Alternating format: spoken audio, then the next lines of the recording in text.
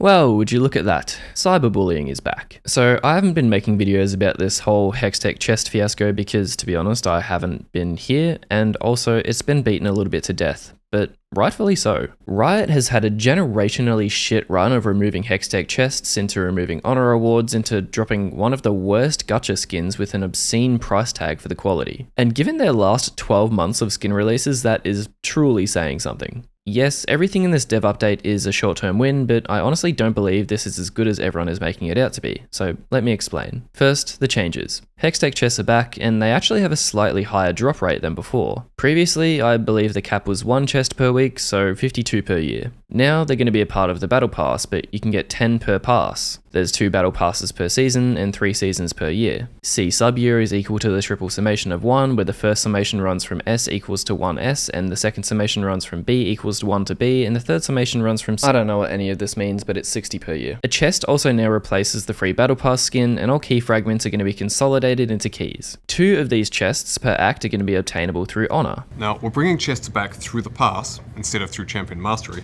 because we want to ensure they're accessible regardless of different playstyles. Whether you play modes with random champion selection, or free choice. Whether you play a wide variety of champions, or just a few, we want to support that. And the other 2 chests per act will be earnable through honor. We're doing it that way because we believe League is better when you're surrounded by players who make your experience better. So these changes in a vacuum are great, but how are they possible? I mean, just 2 weeks ago, Riot was saying they removed Hextech chests because it wasn't financially viable to keep them in the game. As a free-to-play game, skins are the primary way League pays its bills. They're what give us the ability to continue to develop the game and wider ecosystem, from adding new game modes to updates to Summoner's Rift, cinematics, live events like Worlds, patch-to-patch balance, and much longer-term investments in League for the future. The number of people playing League has been pretty stable over recent years, and we're really grateful for that. Our cost to maintain and develop League has also been pretty stable over time too, ensuring we have an equally sustainable income coming in to reinvest in the game. However, has been frankly more of a recent challenge. So the billion-dollar company's answer to this was to remove Hextech chests from the game entirely, with the reason being that they couldn't afford it anymore. That's where free Hextech chests come in. When we initially added them, we wanted to offer additional reward for time spent, using something we knew many of you really cared about earning: skins. And for a while, we think that worked well for both players and the business side of League. Over time though, free chests unintentionally became the primary way to unlock skins, and an increasing number of players ended up with substantial skin collections for free. This meant that purchasing skins directly didn't make sense anymore to a lot of players, because they were happy just waiting to get something eventually. That did lead to a great player experience, but it was not sustainable for League in the long term. This clip is from only 2 weeks ago, so that was obviously a lie. Here's what they said in the video today. First up, chests. It's clear that for many of you, Hextech chests weren't just a way to get stuff. They were an important part of making your time in League feel rewarding. We didn't fully grasp how much this mattered to you, and that led us to make changes that missed the mark.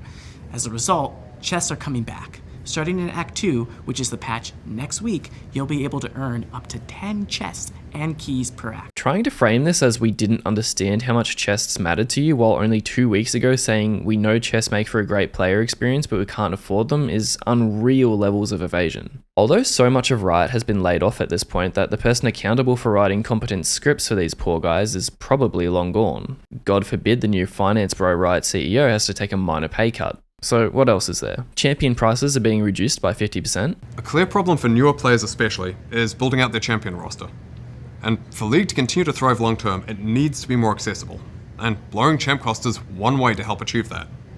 It's certainly not the only thing, but we think it's an important one.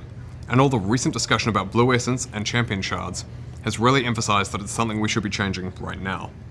So, we're going to be lowering the Blue Essence cost of all champions by 50% as of next patch.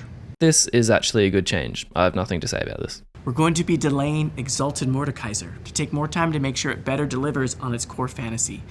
We're also taking more time to improve all future Exalted skins, so you likely won't see one in every act this year as originally planned. So Exalted Mordekaiser is being delayed to make it less shit. This is a good thing, and it's also a good thing that the production of Exalted skins in general are being delayed moving forwards. The problem here is that anyone in upper management thought they'd get away with this in the first place. I can guarantee that the devs and artists working on this would have pushed back with no luck. Yes, they're delaying it now, but the actions of Riot as a company over the last few years has pretty clearly shown that they're in the business of extracting the highest amount of profit possible, with player satisfaction being a bit of an afterthought. I do think it's a possibility that a lot of the upper management at Riot has been brought in from other successful but maybe newer games where the player base is much younger and these sorts of decisions aren't questioned as much. But with League being more than 15 years old now, it means that a large majority of the community has a fully developed prefrontal cortex by now. Unlucky for Riot. In the last dev update, we said we'd be running Clash less often. But after hearing your feedback, we realized that what we took away was actually really important to some of you. For those who love Clash, it can feel like League at its purest. Teams coming together, strategizing, and competing in a tournament-like setting. So we'll be returning Clash to a monthly schedule. March's Clash event will be all random Earth. Then we'll run a regular Summoner's Rift Clash in April. Let us know what sort of mixture of regular Summoner's Rift, ARAM, and rotating game modes you'd like to see throughout the rest of the year for Clash. Cool, Clash is back to being monthly, but again, this is in direct contradiction to what they said 2 weeks ago. It's not like these things got removed from the game for some irrelevant reason, or at least according to them. Riot directly stated that it's just not possible to keep them in. This work on matchmaking, however, has meant a trade-off to work elsewhere, to Clash specifically, because the team doing that work is the same team that would otherwise be supporting Clash. Except this entire time, it turns out that they could have. They just wanted to limit test how far they can push before the community pushed back. And they did push back pretty hard. Do take this stat with a grain of salt because there are a lot of extraneous variables like the holiday season and regular player drop-off from the start of the new season, but purely from the amount of player outrage and boycotting that we've seen over the past few weeks, it would be a pretty fair assumption to say that this was a higher drop-off than usual. On a smaller note, we want to reaffirm, for those of you who've been asking, that both Your Shop and the Blue Essence Emporium will be coming back soon for their first runs this year. We're targeting Your Shop in patch 25.6, and the Emporium in patch 25.7. This one flew under the radar a little bit purely based off how bad all of the other changes were, but I almost think that this one is just as bad, if not worse. For anyone unaware, Your Shop is a skin sale that pops up periodically and it's based off the player's match history, so it offers you discounts for skins on champions that you would regularly play. In 2022, the previous year's Your Shop ended on January 17th and a new one began on February 10th. In 2023, it ended on January 3rd and a new one began on February 13th. In 2024, it ended on January 11th and a new one began on February 14th. This year, it ended on January 1st and we're now on February 17th and there hasn't been one since. This post was actually about 10 days ago, so now we're up to almost the end of February and there still hasn't been one. So essentially, it seems like they silently removed it without saying anything at all to the community. Or at least that's what it seems like. And the wording is so intentionally vague, like we want to reaffirm those of you that have been asking that it's coming back. Given Riot's track record, it's so fair to assume that this was just never going to come back and they weren't going to say a word about it if the community wasn't so switched on and they never got called out.